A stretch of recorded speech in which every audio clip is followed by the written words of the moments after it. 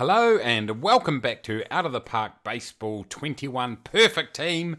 And yes, I know I didn't do a video last week on this, but this will cover both last week and this week. Firstly, last week, which was the year 2029, right here. As you can see, we had a winning record of 86 and 77, and we actually did make the playoffs. And we won the wild card game. We qualified for the wild card, and we did win the wild card game, but then got knocked out pretty convincingly in the divisional series. And I thought, well, there we go.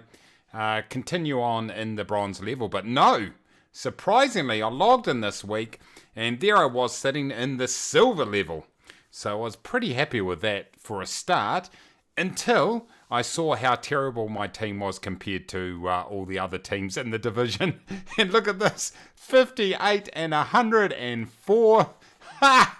Shocker. That takes me back to 2022, where I qualified for bronze level, then promptly got absolutely smashed and went back to iron level for 5 years. But anyway, silver level has not been kind to me whatsoever. And to be honest, after a few weeks, I could tell that was going to be the case. I had a quick look around all the teams, and yeah, definitely I was underpowered majorly. So I certainly need to do a lot of work to get my team up to where it needs to be.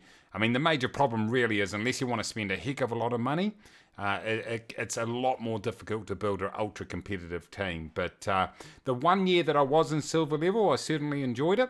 And we'll go and take a quick look at how my different players did. But let's take a look at the playoffs and get a feel for how people went. And so where are we? Standings, right? Sorry, not standings.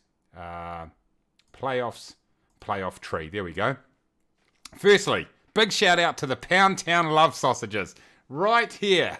I laughed when I opened up the standings in the first day or so and saw that he was sitting there. So if you're there, mate, good to thanks for tuning in. Great to see you in the division, and I see that you got right through to the sub-league series and unfortunately got knocked out, but I'm pretty sure that's going to be good enough for you to be promoted. Let's have a look here. Yep, you did indeed. Yep, you got promoted. You little ripper. Well done. So big shout out to Pound Down Love Sausages, my favourite named team in the entire competition.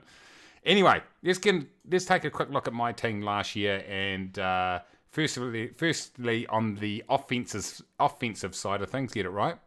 And this tells the story. Look at this. Let's just sort by on-base percentage. It's the one I like to look at a lot of, actually. And we've only got 320 is average, and we've got Anthony Rizzo 324, Matt Holliday 330. He's been playing well for me, and Tom Heller once again played pretty well, 336 from an on-base percentage point of view. The averages are exactly that, very, very average. Or obviously not the biggest indicator of performance as such. Let's look at WAR. Yeah, that was absolutely terrible with our best player this year from a WAR point of view, Troy Tulowitzki at 2.8, 5 stolen bases, 3 caught stealing, so that's not great either. So as you can see, we really struggled from an offense point of view. No, the pitches we're against are just way too good for us. So let's take a look at some of the performers right here. From a hits point of view, Anthony Rizzo up there again. He's always there or thereabouts. Ray Durham not far behind. And Matt Holliday rounding out the top 3, 127. Doubles, Matt Holliday, Tulowitzki, and Durham. And Bryce Harper not too far behind. Bryce has been he's been a bit bloody quiet. How's he been going? He had a pretty bad year, to be honest. 193, 305 on, but yeah, that's not good at all. Anyway, triples, Durham and Ramirez with 4 each, and Longoria and Tulowitzki with 3 each also. Homers, who hit some? Longoria comes through. Home run leader on the season.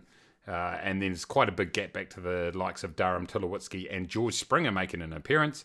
And RBI 69. I mean, that is just not good at all. Ray Durham, he leads the pack. Then Longoria's in there too. So Longoria's there or thereabouts with a number of these stats.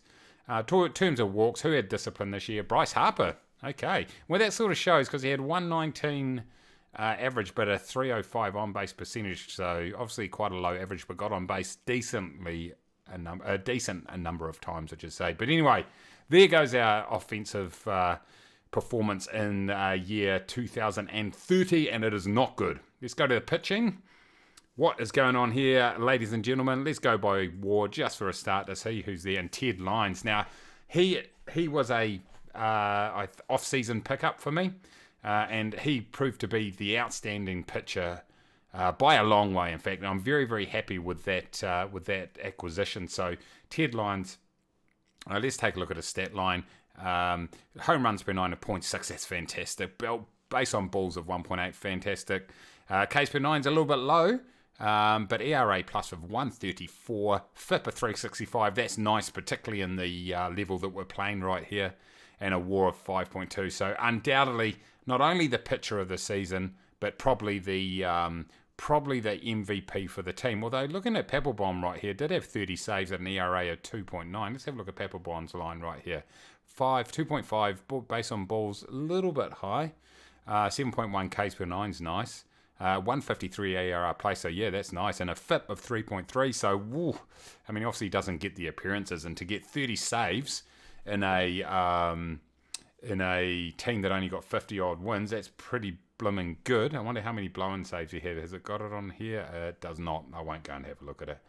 So anyway, Lyons, definitely the MVP, closely followed by Papelbon. Did well. Steve Carlton put on a good performance here. A little bit too many walks right there, but good strikes at 7.3, 4.17 FIP, so that's a little bit high.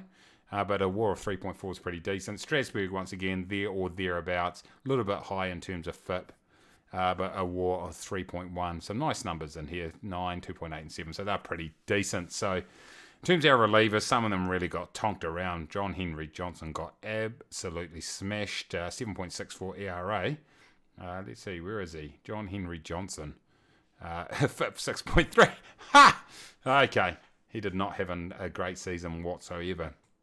So there we are, ladies and gentlemen. There's not a lot of good news whatsoever, although there is one little piece of good news. And that, actually, before we get to the good news, 46 games behind! Oh, man.